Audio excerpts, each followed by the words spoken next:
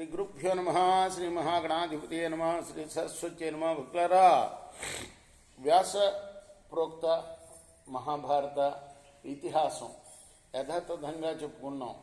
ఇందులో భాగంగా నిన్నటి వరకు ఆది, సభ, అరణ్య, విరాట, ఉద్యోగ, భీష్మ, ద్రోణ, కర్ణ, శల్య, సౌత్తిక, స్త్రీ పర్వాలు అనే 11 పర్వాలు, 18 పర్వాల్లో 11 పర్వాలు పూర్తి చేసి 12వదైన శాంతి పర్వంలో 102 అధ్యాయాలు పూర్తి చేశాం. 103వ అధ్యాయంలో కూడా 11వ శ్లోకం వరకు చెప్పుకున్నాం. ఈ రోజున 12వ శ్లోకం నుండి కొనసాగిద్దాం. ఇంద్ర బృహస్పతుల సంవాదం గురించి ధర్మరాజుకి భీష్ముల వారు చెప్తున్నారు. ఆ ఘట్టంలో ఉన్నాం. ప్రశ్న ఏమిటంటే, ధర్మరాజు వేసిన ప్రశ్న, శత్రుపక్షం మృదువుగా ఉన్నప్పుడు వాళ్లతో ఎలా వ్యవహరించాలి, అలానే వాళ్ళు తీక్షణంగా ఉన్నప్పుడు వాళ్ళతోటి ఎలా వ్యవహరించాలి, దీనికి సమాధానం మనం చదువుకుంటున్నాం. ననిత్యం వ్యాసాయ విష్ణు రూపాయ వ్యాసరూపాయ విష్ణవే నమో వై బ్రహ్మనిదయే వాసిష్ఠాయ నమో నమః. సమర్థ సద్గురు సాయినాథ్ మహారాజ్ కీ జై.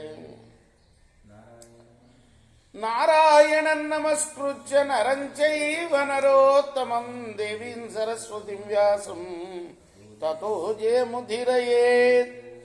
నిత్యం పరిభూయారీం సుఖం స్వపితి వాసవ జాగర్చేవ హి దుష్టాత్మా సంకరేగ్నిరివోద్ధితః.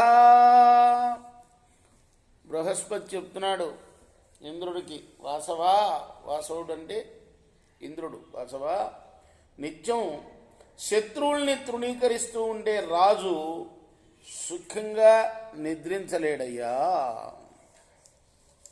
ఆ దుష్టాత్ముడు ఎండుగడ్డితో కలిసి ప్రజ్వరిల్లే అగ్నిలా ఎప్పుడు చిటపెటలాడుతూ ఉంటాడు. దానివల్ల నిద్ర కూడా వాడికి సరిగ్గా పట్టదు.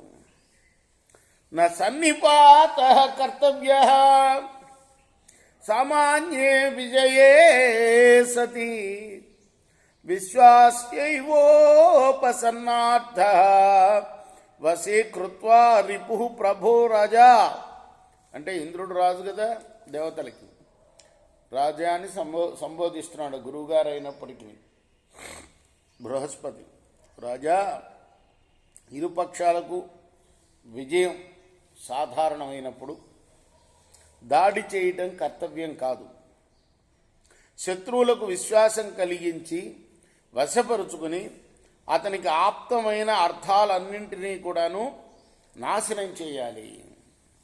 సంప్రదార్య సహామచ్చై అమాచ్చయ సహ అమాచ్చై సంప్రదార్య సహ అమాచ్చై మంత్రవిద్ బ్రహ్మ మంత్రవిద్ భర్మహాత్మభిః ఉపేక్షమానో అవజ్ఞాతః హృదయేనాపరాజితః అదాస్య ప్రహరేత్ కాలే కించిద్ విచలతే పదే దండంచ దూషయేదస్య పురుషైరాప్తకారిభిః. శత్రువు ఉపేక్షించిన, అనుమానించిన, మనసులో ఏమాత్రం ధైర్యం కోల్పోకుండా మంత్రులతో, మంత్రాంగం తెలిసిన మహాత్ములతో ఆలోచించి కర్తవ్యం నిశ్చయించుకోవాలి. శత్రువు ఒడిదుడుకు పరిస్థితుల్లో ఉన్న సమయం చూసి అతన్ని దెబ్బతీయాలి.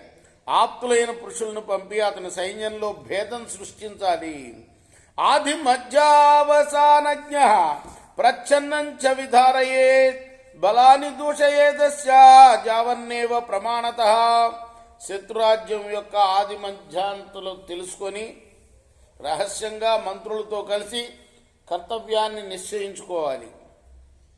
శత్రు సైన్యం యొక్క గుట్టుమట్టుల్ని ప్రమాణపూర్వకంగా తెలుసుకున్న తర్వాతనే వాళ్లలో భేదాలు రగిలించాలి. భేదోనోపప్రదానేన సంసృజేత్ ఔషధైస్తదా నత్వేవం ఖలు సంసర్గ రోచేదరిభిః సహ. భేదోపాయం చేత గాని దానోపాయం చేత గాని వారిలో వైషమ్యాలు సృష్టించాలి. గూఢచారుల ద్వారా ఔషధాలు కూడా ప్రయోగించవచ్చు. కానీ శత్రువుతో ప్రత్యక్షంగా ఈ విషయమై సంసర్గాన్ని పెట్టుకోకూడదు. దీర్ఘకాలమపేక్షిత నిహన్యా దేవశాస్త్రవాన్ కాలాకాంక్షీ క్షపయేత్ యథా విశ్రంభమాప్నుయ. అనుకూల సమయం కోసం ఎదురు చూస్తూ కాలక్షేపం చేయాలి. అందుకోసం దీర్ఘకాలమైనా సరే ప్రతీక్షించాలి. అందువల్ల శత్రువు యొక్క విశ్వాసాన్ని చక్కగా పొందవచ్చు. ఆ తర్వాత శత్రువులను చంపవచ్చు. నా సజ్జోరీన్ విహన్ న్యాశ్చ ద్రష్టవ్యో విజయో ధ్రువ నశల్యం వా ఘటయతి నవాచా కురుతే వ్రణం. శత్రువుపై తొందరపడి ఎప్పుడు దాడి చేయకూడదు. నిశ్చయంగా విజయం పొందే ఉపాయాన్ని ఆలోచించుకోవాలి. శత్రువుపై విషాన్ని ఎప్పుడూ ప్రయోగించకూడదు. మాటలతో గాయపరచకూడదు. ప్రాప్తే చ ప్రహరేత్ కాలే నచ సంవర్తతే పునః హంతు కామస్య దేవేంద్ర పురుషస్య రిపూన్ ప్రతి.